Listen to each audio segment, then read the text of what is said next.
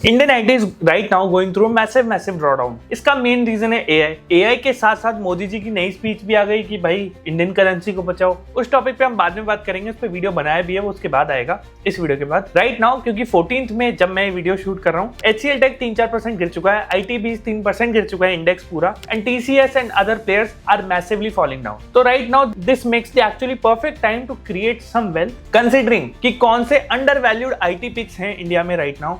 And मैं वो बात नहीं करूंगा हवा में कि भाई वैल्यू है एकदम नीचे का PE इसलिए खरीद रहा हूं।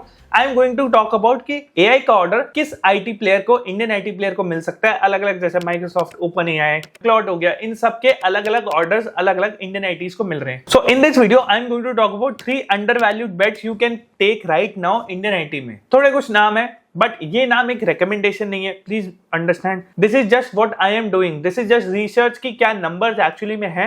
I am just going to talk to you about those numbers and I am going to do it exactly जो मैं खुद के पोर्टफोलियो में करूंगा। वीडियो के एंड में आपको बताऊंगा एक और अंडर वैल्यूड IT बेट जिसपे इंडिया का पूरा भरोसा है and it can go higher. Why? Because वो one of the first India की AI कंपनीज हो सकती है। I am going to talk about PE ratios, revenue growth के नंबर, FIIs एंड DIIs कितना सेल कर रहे हैं कितना नहीं कर रहे हैं। अगर आप अभी देखोगे FIIs ने, फॉरेन इंस्टीट्यूशनल इन्वेस्टर ने 20,000 करोड़ रुपीस के worth of investment Indian ITs में से सेल कर दिए एक क्वार्टर में।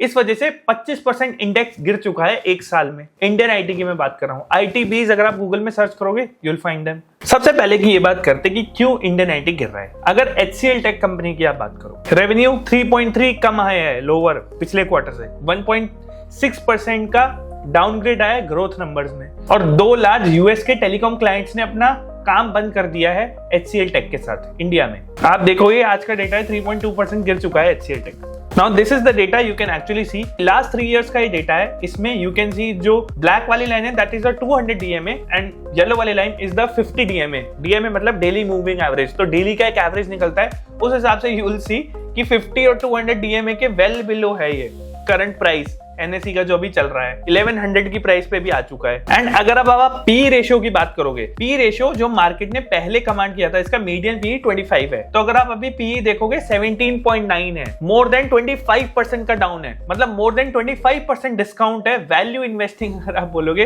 तो इस स्टॉक में नजर आ रही है। अब आप इसको 3 साल पहले पे देखो, 3 साल पहले इसका जो एक्चुअल PE था दैट वाज 26 के PE पे ट्रेड कर रहा था आराम से। इसको बोलते हैं PE का कंप्रेशन, मतलब PE 1/3 कंप्रेस हो चुका है। तो क्या बिजनेस भी 1/3 कंप्रेस हुआ है या श्रिंक हुआ है, छोटा हुआ है क्या? Let's check out. इसकी अब हम बोलते हैं प्रॉफिट एंड लॉस, मतलब रेवेन्यूज एंड नंबर्स। ये ईयर ऑन ईयर की प्रॉफिट एंड लॉस स्टेटमेंट है। नाउ यू विल सी अब लास्ट 3-4 ईयर से इसका रेवेन्यू देखो। मार्च 23 में 1 लाख करोड़ का, 1,10,000 करोड़, मार्च 24 1,17,000 करोड़, मार्च 25 एंड मार्च 26 में 130,000 करोड़। तो मतलब ये कंप्रेस तो हो नहीं रहा बिजनेस तो गिर तो बिल्कुल भी नहीं रहा। अगर प्रॉफिट एंड लॉस की बात करो, नेट प्रॉफिट आप देखोगे 14,000, 15,000, 17,000 एंड 16,000। हाँ, नेट प्रॉफिट मार्जिन कम हुआ है। You can see operating profit margin हर साल 22% मेंटेन रहा है, 2023 से 1% गिरा है, श्रिंक हुआ है। बट ये 1/3 तो श्रिंक नहीं हुआ, 33% तो श्रिंक नहीं हुआ। एंड अगर आप देखोगे डिविडेंड पे आउट भी इसका स्ट्रॉन्ग है, मतलब 84%, 88%, 90%, 94%, 88%। तो डिविडेंड पे आउट भी स्ट्रॉन्ग मेंटेन करके रखा हुआ है। तो सेल्स ग्रोथ तो ईयर ऑन ईयर का 11.2% है, हर साल ग्रो करता है। कंपनी ऑलमोस्ट डेट फ्री है। अगर आप इसका बैलेंस शीट देखोगे so you will find borrowings में बस 5,000 करोड़ है। अगर आप कैश इक्विवेलेंस देखोगे अदर एसेट्स में दैट इज 23,000 करोड़, या फिर 23,000 को इसके ट्रेड रिसीवेबल्स हैं जो इनको बिल्स के पेमेंट मिलने हैं। तो अगर आप कैश एंड कैश इक्विवेलेंट 23,000 में 5,000 पे भी करते बोरोइंग्स तो जीरो बोरोइंग की कंपनी हो जाएगी। तो यू विल सी कि ये बैलेंस शीट भी इसकी खराब नहीं है, इसकी पोजीशन एकदम खराब नहीं है कंपनी की, अच्छे से कैश पड़ा है भाई, कैश भी खूब सारा पड़ा है। तो फिर ऐसा क्यों हो रहा है? सिंपल सेंटिमेंट्स एंड नए AI टूल्स का डेवलपमेंट हो रहा है यूएस में। और कंपनी ने 93 कॉन्जिक्यूटिव क्वार्टर्स तक डिविडेंड दिया, मतलब 23 साल से हर साल डिविडेंड देती आ रही है। तो डिविडेंड में भी कोई दिक्कत नहीं है, कंपनी 23 साल से अच्छी चल रही है। That was even before the financial crisis जो 2008 में आया था। अगर आप डिविडेंड यील्ड देखोगे 4.5% है, मतलब आपने इस कंपनी में अगर इन्वेस्टमेंट कर रखी है तो 4.5% तो फिक्स रेट ऑफ रिटर्न आपको डिविडेंड यील्ड में मिल रही है। तो ये तो FD टाइप के रिटर्न भी हो गई। अगर मरे से मरे मार्केट में FD रिटर्न भी मिल रहा है तो भी अच्छी बात है। अब आते हैं इसके थोड़े इन्वेस्टमेंट इन्वेस्टर प्रमोटर होल्डिंग में, इसके इन्वेस्टर्स कौन कौन है? तो अगर आप इसके प्रमोटर में आएंगे तो 60% is being hold by the Shiv Nadar family, जो 60.8% लगभग उन्हीं का है। ये वामा सुंदरी इन्वेस्टमेंट, ये सारा इन्हीं का एक फैमिली, शिवनादर फैमिली ऑफिस जो है वो ओन करती है। तो promoter holding is intact. In fact आप देखोगे ऑलमोस्ट 60% शुरू से चलता आ रहा है, 2017 से 60% तक की वैल्यू तक की ओनरशिप मेंटेन करी हुई है। एफआईआईज ने जरूर अपनी होल्डिंग कम करी है, आप देख लो 19 से 15%, यही एक्चुअल प्रॉब्लम है। 4% एफआईआईज ने बेच दिया है इस कंपनी को। अब डीआईज होते हैं म्यूचुअल फंड्स। तो म्यूचुअल फंड्स की अगर आप पोजीशन देखोगे, डोमेस्टिक इंस्टीट्यूशनल इन्वेस्टर, बड़े इन्वेस्टर्स, तो वो देखोगे आप 15% से 19% ओन कर लिया है एचसीएल टेक। मतलब लोगों ने बढ़ा दी है, डोमेस्टिक इंस्टीट्यूशनल ने। अब एसबीआई म्यूचुअल फंड ने बढ़ा दिया है, एलआईसी ने बढ़ा दिया है, आईसीआईसीआई म्यूचुअल फंड का कोई स्टेक नहीं है, एचडीएफसी ट्रस्टी कंपनी ने बढ़ा दिया है, एंड नए जो ट्रस्ट क्रिएट हुए एनपीएस, पराग पारिक, आईसीआईसीआई प्रूडेंशियल, इन सब ने भी बढ़ा दिया है अपना स्टेक। गवर्नमेंट का स्टेक उतना ही है, पब्लिक का लगभग 4% है, and others is non relevant. So now let's talk about कि कंपनी गिर क्यों रही है। सिंपल, एक बैड क्वार्टर आ गया है, 3 खराब महीने आ गए और पूरी रेल पेल दी है आईटीबीज की भी और ये एचसीएल टेक कंपनी की भी। 2 क्लाइंट चले गए, एक बैड क्वार्टर, बस यही सिंपल सी इसकी रीजन है नीचे गिरने का। अब मैं बताता हूं कैन इट रिकवर। पीई 1/3 गिरा हुआ है, मतलब 1/3 डिस्काउंटेड है कंपनी का। जो पहले कमांड किया था पीई कंपनी ने, उस लॉजिक से तो अभी बहुत अच्छा चल रहे हैं। अगर आप देखोगे मीडियन पीई आराम से इन्होंने 25 का कमांड किया है हमेशा, अभी ये पीई 18 के पीई पे है। तो this is a value wise तो बहुत अच्छी कंपनी है, मतलब फंडामेंटल्स बहुत स्ट्रांग है, टेक्निकल्स भी स्ट्रांग है इस कंपनी के। अब मैं बताता हूं कि आगे क्या हो सकता है इस कंपनी में, जो इसकी डील्स मिली है। एचसीएल टेक एक मल्टी ईयर पार्टनरशिप कर रहा है ओपन एआई के साथ। इसको डील मिली है $9.3 बिलियन की FY26 में। किसके साथ? ओपन एआई के साथ। माइक्रोसॉफ्ट का टॉप 1% पार्टनर है ग्लोबली, एंड 35,000 पर्सन की एक गूगल एआई की क्लाउड टीम क्रिएट कर रहा है। तो एक कहीं से भी डेड कंपनी नहीं है, आगे बढ़ी रही है, एआई को लेकर आगे बढ़ रही है। So according to me this is one of the good companies you can watch out for, and I have today averaged it 3-4% की गिरावट पे। प्लीज ध्यान रखना, आप ऐसे मत करना कि स्टॉक 1, स्टॉक 2, स्टॉक 3 लिख के आप कमेंट्स में डाल दो। उन लोगों के लिए बहुत ज्यादा इनजस्टिस है जो पूरा वीडियो नहीं देखते हैं, बिकॉज मैं एक एक चीज एक्सप्लेन कर रहा हूँ, PE, revenue growth, stock price and then technical fundamental analysis की बात करूं। So I will request to every viewer कि पूरा वीडियो देख के समझो, and if it fits your portfolio only then invest. ये आपके ऊपर है, this is not a recommendation. फिर सेकंड कंपनी जो मैं बात कर रहा हूं, Coforge. Coforge is 52 week low, again 200 DMA and 50 DMA के नीचे चल रहा है। You can see this line, जो डीएमए 50 है 1275 है, डीएमए 200 है 1500 के लगभग, और आज शेयर प्राइस है 1300 के लगभग। यू कैन सी क्या प्राइस इसका चल रहा है। अब इसके पीई पे आते हैं। पीई इसका मार्केट ने जो मीडियन पीई है इसका 48 का पीई है, 47.9, और अभी पीई कितना चल रहा है? 30। ये मतलब 9 to 10% डाउन हो चुका है। अभी 26.5 का पीई है, और आप देखोगे मीडियन पीई 48, मतलब 10 to 15% का डाउनग्रेड है पीई में। मतलब 15% डिस्काउंट पे चल रही है कंपनी अगर पीई वाइज देखे तो। अब लोग तो बोलेंगे कि भाई 45 का मीडियन पीई भी एक्सपेंसिव है, बट भाई इस कंपनी ने चार्ज किया है लास्ट 5 ईयर के बेसिस पे इसका मीडियन पीई 45 है, 10 ईयर के बेसिस पे इसका मीडियन पीई 31 है, और अभी ये 26.5 पे, उससे भी लो चल रहा है। 10 ईयर मीडियन पीई के भी लो चल रहा है। अब प्रॉफिट पे आते हैं। ऑपरेटिंग प्रॉफिट मार्जिन इसका देखो हर साल 17-16% होता है। 14% मार्च 25 में था, पर 18%, मतलब इसने रिकवरी कर ली है। It is actually a growing company. इसके नंबर्स इतने स्ट्रांग नहीं है कंपेयर टू एचसीएल टेक जो हम बात कर रहे थे, इसका ऑपरेटिंग मार्जिन गिरा है। अगर आप सेल्स भी देखोगे लास्ट 4 इयर्स की 8,000 करोड़, 9,000 करोड़, 12,000 करोड़ एंड 16,000 करोड़, तो सेल्स तो बढ़ रही है, प्रॉफिट मार्जिन भी बढ़ रहा है, एंड प्रॉफिट बिफोर टैक्स भी बढ़ रहा है। तो प्रॉब्लम कहाँ है?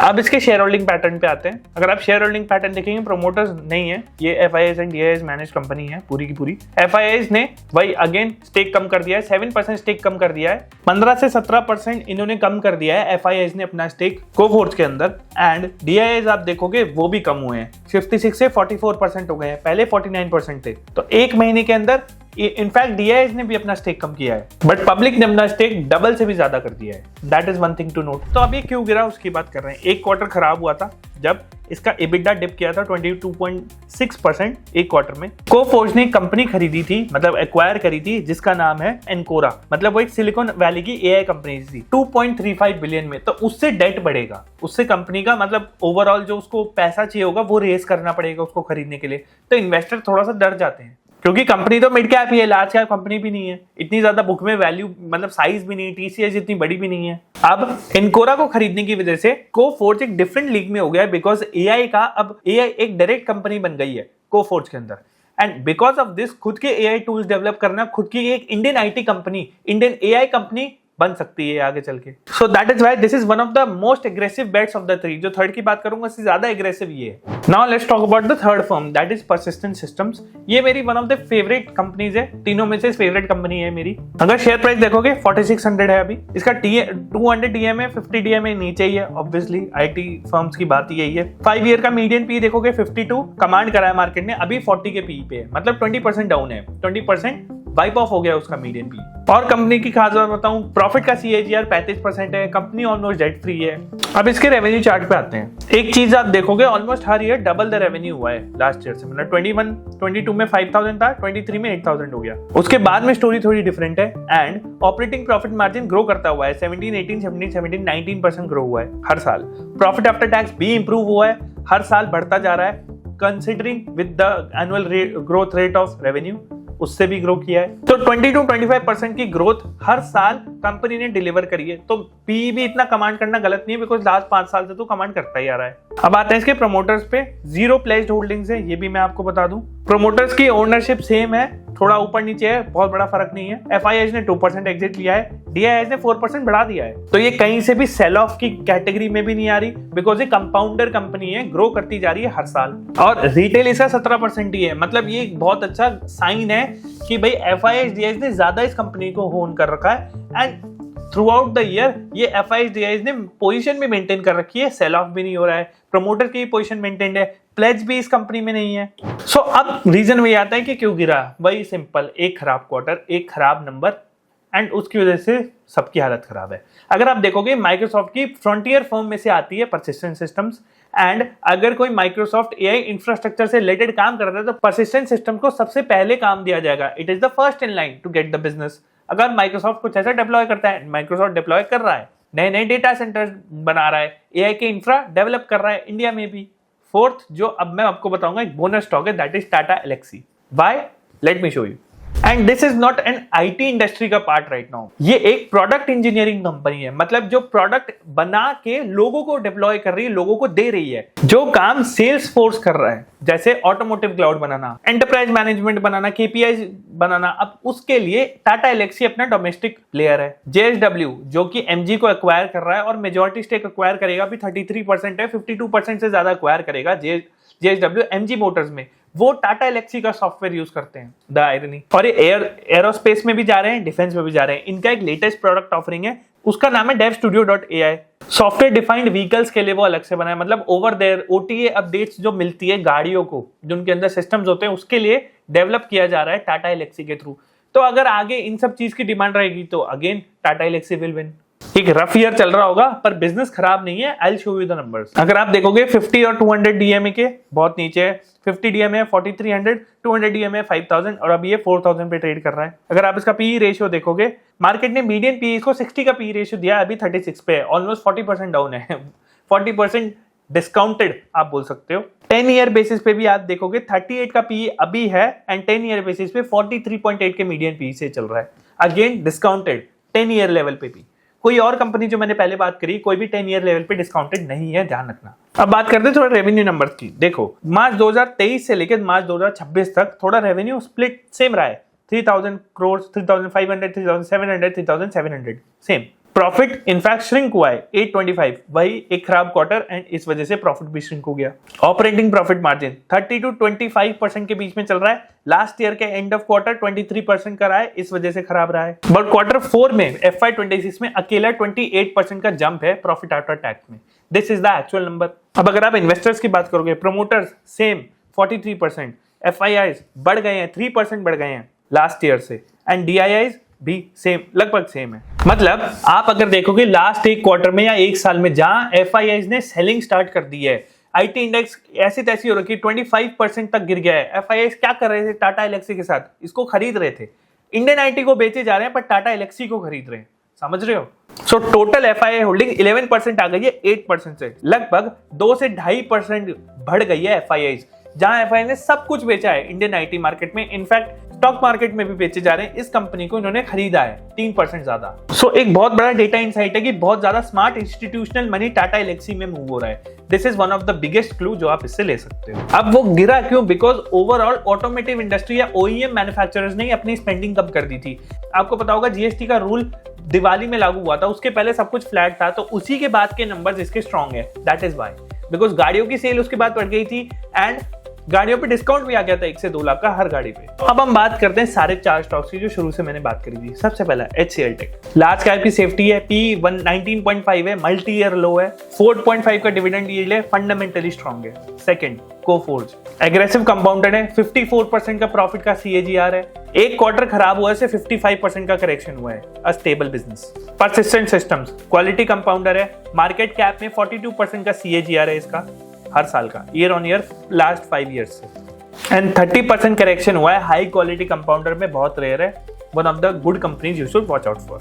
फिर fourth company Tata Elxsi, Tata की ब्रांडिंग है, 0 डेट है एंड FII ने इस कंपनी को खरीदा है वाइल सब कंपनीज को बेचा है। बहुत इंपॉर्टेंट पॉइंट। सो अब मैं क्या कर रहा हूं, मैं आपको बता रहा हूं, मैं इनको अब नहीं ऐड करूंगा उस वे में जब ये ग्रीन चल जाएंगे, मैं इनको ब्लड बाथ बेस पे ऐड करूंगा। सिंपल, जनरेशनल वेल्थ तभी बनेगी जब सब लोग भाग रहे होते हैं, पैनिक कर रहे होते हैं, आपको कन्विक्शन दिखाना पड़ेगा। That is when the most money is made and contrarian बनने से ही पैसा बनता है। My majority of the wealth is actually invested in US right now, US के IT सेक्टर में, बट राइट नाउ इंडिया का IT सेक्टर कुछ जगह अंडर वैल्यूड है, जो मैंने कुछ कंपनीज की बात करी जिन कंपनीज को मैं एकदम वॉच कर रहा हूं, and I am also putting my own money here.